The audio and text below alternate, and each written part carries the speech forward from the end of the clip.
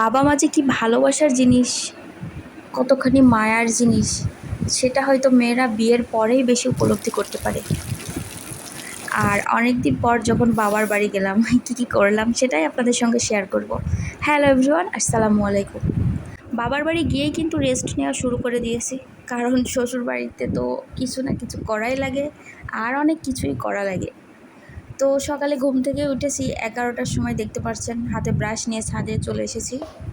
অনেক ঘুমাইছি, আর তারপরেই ঘুম থেকে উঠে মুখ ধোয়ার পরে, যেহেতু ডায়েটে ছিলাম তাই বাবার বাড়ি গিয়েও শান্তি নাই, ডায়েট মেনটেন করে চলা লেগেছে। চিয়া সিড আর লেবু পানিটা খেয়ে নিয়েছি।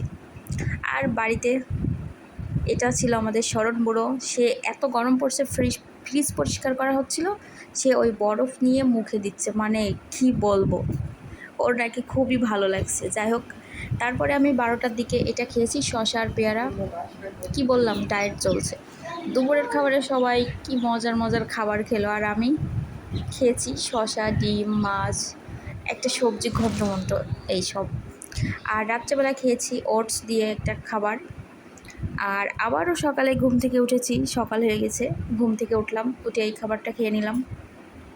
পরের দিন দেখি এত পরিমাণ বৃষ্টি হচ্ছে, আর বৃষ্টি আমার এত পছন্দ।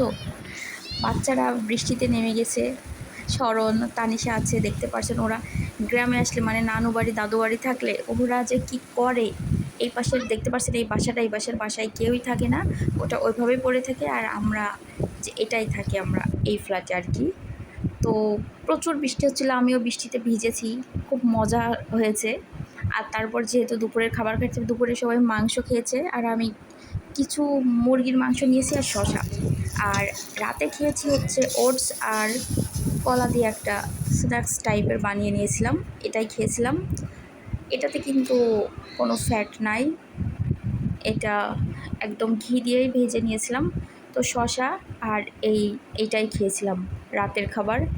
কি করা বলেন, ডায়েট চালিয়ে যেতে হবে, মাঝখানে কোনো স্কিপ করা যাবে না, কারণ আমার শরীর কমানোটা ইম্পর্ট্যান্ট হয়ে গিয়েছে। তারপর রাতে একটা গ্রিন টি খেয়ে ঘুম। এরপর পরের দিন বাইরে গিয়ে দেখলাম বিকালবেলা প্রচুর মেঘ করেছে, প্রচুর মেঘ।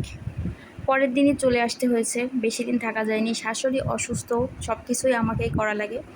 তো হৃদয় আসছিল, ওর জন্য গরুর মাংস রান্না হয়েছে। মায়ের হাতের গরুর মাংস কিন্তু ডায়েট চলাকালীন 2-3 পিস খেয়ে নিয়েছি, কি আর বলবো, অনেক অনেক মজা ছিল আসলে। তারপরে আমি গুছায় রেডি হয়ে রওনা দিলাম।